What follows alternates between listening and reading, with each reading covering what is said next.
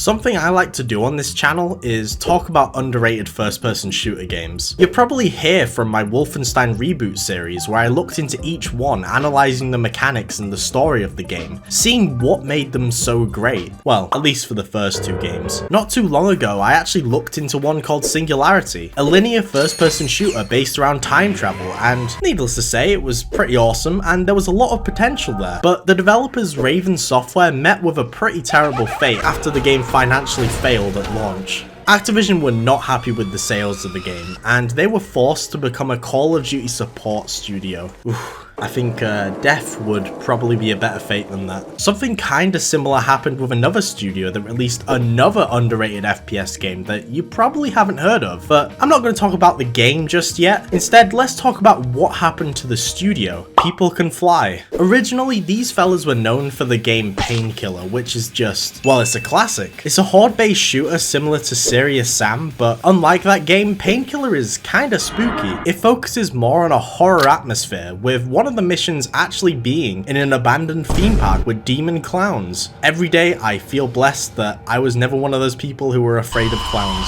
After Painkiller, Epic Games took an interest in People Can Fly, and they had them assist in developing the Gears of War games. Yeah, I know, it's crazy. Epic Games actually used to make games, rather than making corporate slop and using the money from that to make a shitty storefront that is making them lose so much money, which in turn is making them lay off loads of employees. Nice one, Tim, you got a good cycle going on there, you fucking idiot. Unfortunately, just like Raven, under Epic's wing, they were pushed into becoming a support developer for the corporate slop known as Fortnite, which is another fate worse than death. Unlike Raven though, they broke free of those shackles, only to stumble and fall right into Square Enix and make Outriders.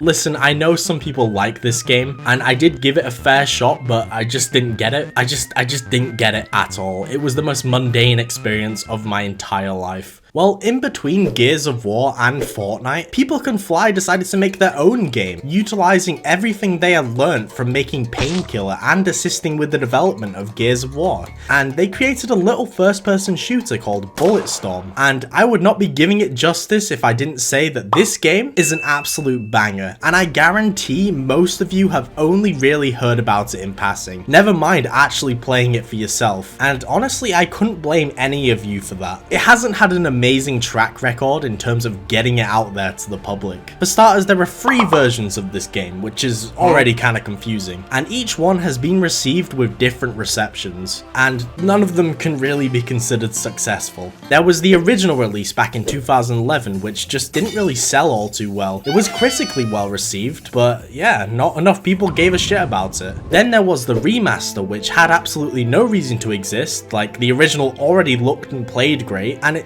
what didn't help was how much this remaster cost, because holy shit, that is a lot of money. The way they tried justifying this was by giving it a DLC where you could play through the game as Duke Nukem. Yes, this was real, and honestly it's kind of funny. It's every 2 seconds is just Duke questioning why he's here, even he doesn't know why the DLC exists. I'd make a boner joke, but I don't even know where I am. And yeah, regarding the huge price tag, what made it even worse was they delisted the original version of Bulletstorm as soon as the remaster was announced, so the only way anyone could play it was by spending this much on a previous generation game. Obviously this was Randy Pitchford's choice because he was the one who announced it, because for some reason Gearbox was publishing it.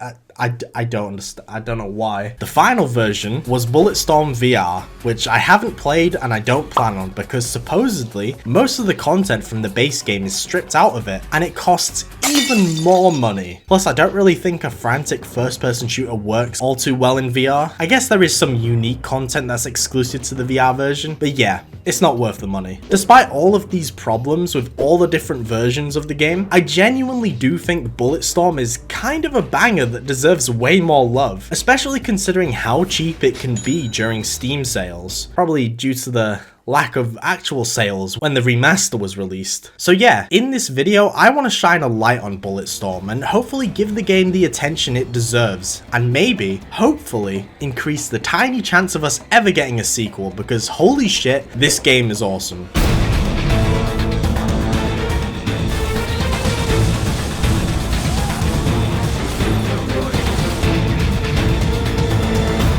Bulletstorm is an amazing game that to this day is still being slept on. So you're probably wondering, what makes this game so special? Well, let's start with the gameplay because oh man, this game's gameplay slaps.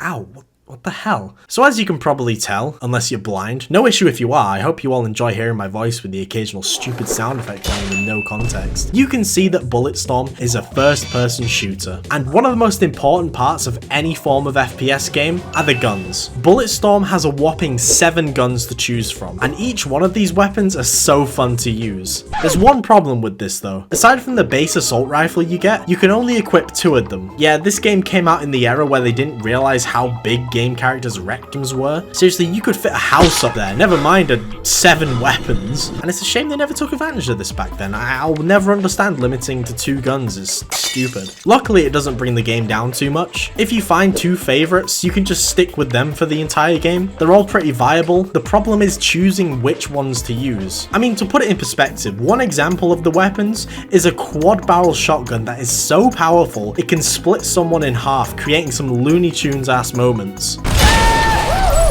All of these weapons have an alternative charge-up attack too, which are just stupidly over the top. Again, I'm gonna use the shotgun as an example here, but look at this shit. You feel like this could be considered a war crime? Honestly, I could literally go into each of these weapons and talk about them and what makes them great, but I'm not going to. I don't want to talk about it. I say it all the time, but all you need to know whether or not a first-person shooter game is good is whether or not the shotgun is meaty. And Bulletstorm's shotgun is like a steak. Oh, and there's literally a gun that works the exact same as the Seeker rifle from Singularity, letting you steer your bullets, so yeah. This game is peak. The guns alone make the game shine, but next to the meat on the plate is a giant stack of mashed potatoes covered in gravy. One of the biggest mechanics in the game is a leash that allows you to bring enemies towards you, freezing them mid-air, letting you do a multitude of things to commit mass genocide on them. What enhances this is a point system, because there are a lot of ways to kill enemies, and you get more points depending on how creatively you kill the enemies. You can also use these points you earn to buy ammo and upgrades for your weapons, so you're always gonna want to be finding new ways to murder everyone. The developers clearly had a lot of faith with this system. They deliberately made the enemies spongy. Even with some of the most powerful weapons, it takes a few shots to take them down. So you're pushed to experiment even more with the environment, kicking them into shit to try and see what kills enemies the most efficiently, depending on where you are. You're also kept on your toes wondering how you can use the environment to your advantage to take on the enemies, because Bulletstorm does not lack in the variety department with its level design. Not just in terms of what you can do, but visually too. This game is an absolute stunner, and looking at some of these vistas make me wonder how the fuck it managed to run on a PlayStation 3 without creating another Chernobyl. Like I said, there is an insane amount of variety. You go from a desert to a replica city to being inside a cave kicking giant eggs, and there's even a point where you're running through the Proxidist goop because it's highly radioactive and you don't want to be in there for too long. This is a bit of a Proxidist lore building. This is where my icons come from. This is the Proxidist pit. It's where I'm creating my army. Bulletstorm knows how insanely over the top it is, so it very rarely takes itself seriously. It's like the polar opposite of a Call of Duty game, and it knows it. The only similarity is the crazy ass set pieces, but they work way better in Bulletstorm because, like I said, it doesn't take itself seriously, and you're playing in a fucked up universe that just has so much insane shit going on to begin with. Listen, I like you Call of Duty World War II, but the train scene just doesn't work at all with how straight-faced the story is. That's a problem I have with most Call of Duty games, honestly. They take themselves so seriously, and then they have shit like this.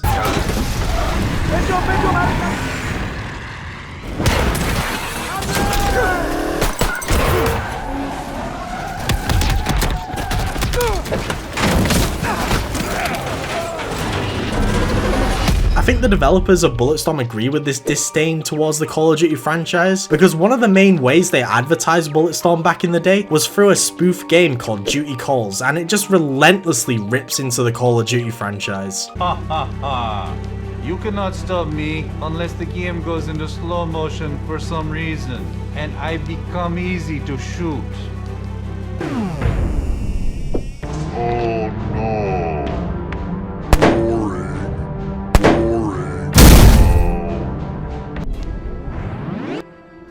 Rank up! Now I'm not gonna lie to you all, Bulletstorm's story and dialogue is downright stupid, veering on bad. Like some of the lines in this game are just so fucking dumb. You shitballs give chase, I will kill your dicks!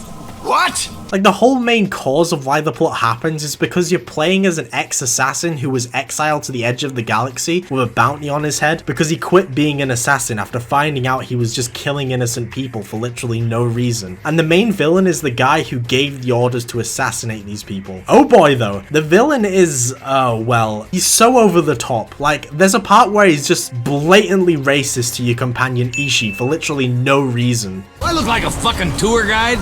Them slanty devil eyes of yours don't see so good, huh? That was really bad. I have no idea how 3/4 of this guy's lines were allowed, and I can imagine the voice actor for him is absolutely ashamed of his performance. Oh, and while we're on the topic of the story and narrative, like I said, it's not good. Honestly, I would even say it's shit, but not in the same way a game like Borderlands 3 has a shit narrative. I'm comparing it to this because they share similarities. They take place on a fucked up planet, the characters are wacky and goofy, and of course, Randy Pitchford is involved somehow. Unlike Borderlands 3, Bulletstorm's story does actually push things forward, and I found it actually engaging. I didn't want to end myself listening to the characters, even with the dialogue being like this. Wanna make out? Just two gruff, military-hardened dudes sitting in an elevator, snuggling out their woes in a totally hetero way.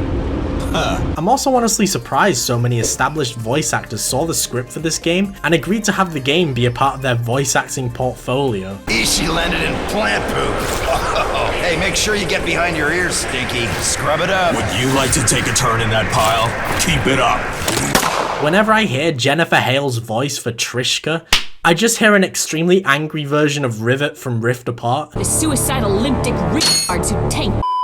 Unfortunately though, Bulletstorm ends on a cliffhanger, and there is absolutely no chance of a sequel on the horizon. But unlike Singularity, it isn't impossible. It's very obvious they still care about the IP. I mean, they literally released the VR version not too long ago. If enough people check out Bulletstorm, then maybe, just maybe, we could get a sequel in the future.